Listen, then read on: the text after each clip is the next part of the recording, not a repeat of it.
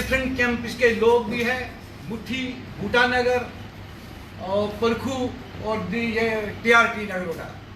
ये इसके लिए आज बुलाई गई हुई है कि सरकार ने जो ये आर्डर निकाला है कि बिजली बिल भरो, जबकि हमारा राशन कार्ड आर्जी है, जबकि हमारा जो क्वार्टर है वो भी आर्जी है, हम भी आर्जी है।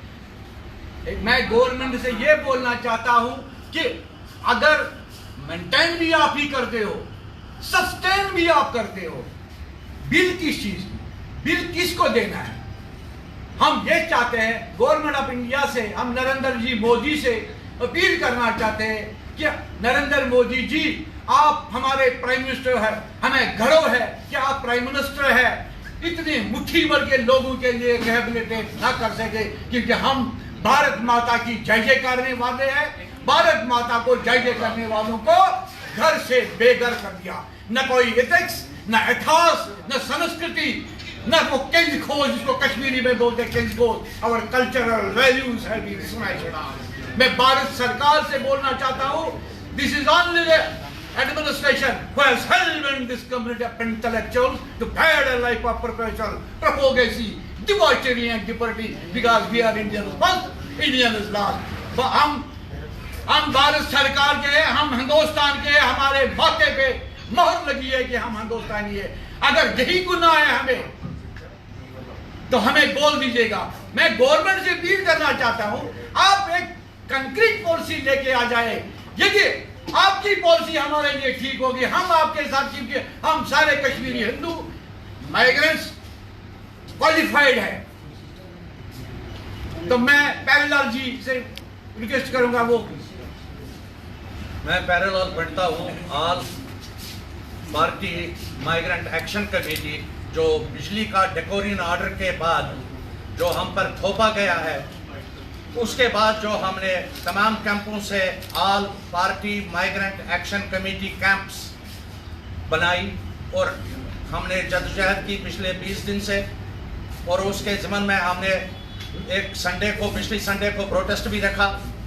और हमें अफसोस के साथ कहना पड़ता है कि विद रेफरेंस 19/4/12/18 को होम डिपार्टमेंट लिख कर दे रहा है कि हम सिक्योरिटी एंड रिलीफ मेजर से बिजली का फीस नहीं दे सकते हैं, क्योंकि हमारे सारे अखराजात सस्टेन हो रहे हैं गवर्नमेंट ऑफ इंडिया की तरफ से सिक्योरिटी एंड रिलीफ मेजर से।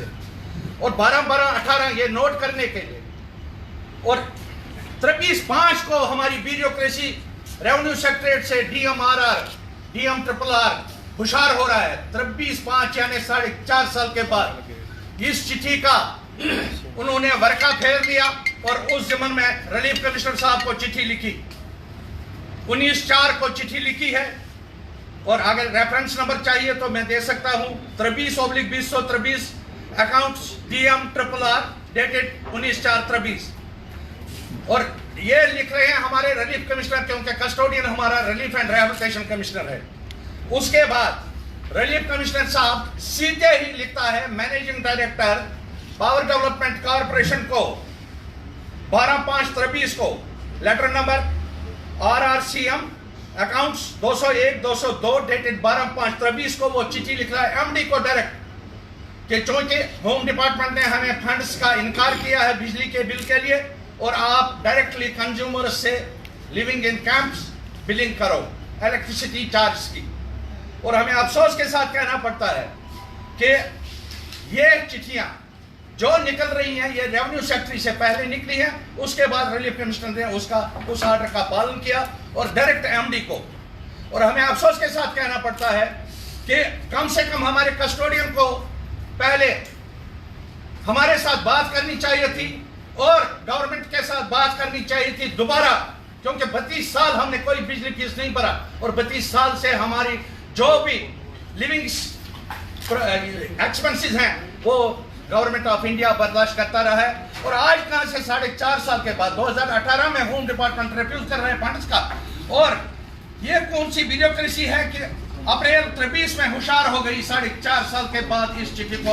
अगर ये माइग्रेंट कम्युनिटी के साथ जिद नहीं है और क्या है, 4.5 साल के बाद ये चिट्ठी उस टेबल से निकली रेवेन्यू सेक्रेटरीट से कि भाई बिलिंग भरो, और हम ये बिल भरने के लिए तैयार हैं, मगर रिहैबिलिटेशन पहले हो जाए, क्योंकि पिछली सरकारों ने हमें हॉलो एश्योरेंस दे करके कि आपकी पॉलिसी हो जाएगी परमानेंट रिहैबिलिटेशन की कश्मीर में, और हम कश्मीर जाना चाहते हैं। और मगर आज तक, और बदकिस्मती से 2014 से भी जो हमें उम्मीदें थी इस प्रेजेंट सरकार से, वो भी खोखली निकली। मां सिवाय पॉलिटिकल स्टेज पर हमें इस्तेमाल करते रहे, कश्मीरी पंडितों का रोना रोते रहे, मगर अंदर से हमारी कोई कंक्रीट पॉलिसी आज तक भी 2014 से 2023 तक नहीं बनाई गई। और इंस्टेड दैट हमें ऐसे काम किया जा रहा है, हमारे पर सफरिंग जा रहे हैं, जो भी सर्कुलर निकले हैं वो माइग्रेंटों पर पहले अदा होते हैं। और इस जमन में यह भी कहना चाहता हूं कि हम being citizens of India, first citizens of India, और J&K यूटी और स्टेट के सिटीजन होकर भी हमें सौतेली माँ का व्यवहार हमारे साथ किया जा रहा है। और इस सौतेली माँ का व्यवहार यह है कि हमें जो भी सेंट्रल गवर्नमेंट की या स्टेट गवर्नमेंट की, यूटी गवर्नमेंट की स्कीमें है, कोई भी स्कीम माइग्रेंट वर्ड पर लागू नहीं होती है। ये बड़ी परेशानी की बात है और ये बड़े ताजुब की बात है कि हमें उस सिटीजनशिप से भी जहां स्कीमें हम पर लागू होती है, जैसे सोशल वेलफेयर की, old pension scheme, employment scheme या लोन स्कीम, वो हमारे पर लागू नहीं हो रही है, क्योंकि इसके माथे पर लिखा है migrant displaced person in his own state. और ये हमारे पर एक दाग है, और हम गवर्नमेंट ऑफ इंडिया को चेतावनी देते हैं इस आपके माध्यम से कि इस डिस्प्लेस्ड या माइग्रेंट नाम को हटाया जाए और एक permanent rehabilitation with due course of time workout की जाए, ताकि हम रिसेटल हो जाएंगे अपनी वैली में। हमें शौक नहीं है वैली से बाहर रहने का, हम अपनी रेशवारी में जाना चाहते हैं। और गवर्नमेंट ऑफ इंडिया और स्टेट यूटी गवर्नमेंट को हम चेतावनी देते हैं कि अगर ये डिक्टोरियल ऑर्डर जो 4.5 साल के बाद जिंदा हुआ, अगर ये वापस 10 दिन के अंदर अंदर नहीं लिया गया, तो हम चाबियां अपने क्वार्टरों की, जो ये पिजन होल्स हमें दिए हैं, सो कॉल्ड फ्लैट्स, इनकी चाबियां हम सरकार को, कंसर्न तहसीलदारों के हवाले करेंगे, और हम अपनी फैमिलियों के साथ यही प्रोटेस्ट लॉन्च करने के लिए लाल चौक चले जाएंगे। और अगर कोई लॉ एंड ऑर्डर प्रॉब्लम होती है तो उसके लिए सरकार जाती तो जिम्मेदार होती है, मगर उससे पहले हम तमाम कैंपों में एक एक प्रोटेस्ट रैली निकालने के लिए मजबूर होंगे, और जिसके लिए अगर कोई भी लॉ एंड ऑर्डर प्रॉब्लम अगले 10 दिनों में हो जाएगी, उसके लिए जाती तौर सरकार जिम्मेदार होगी, अगर ये ऑर्डर वापस नहीं लिया गया।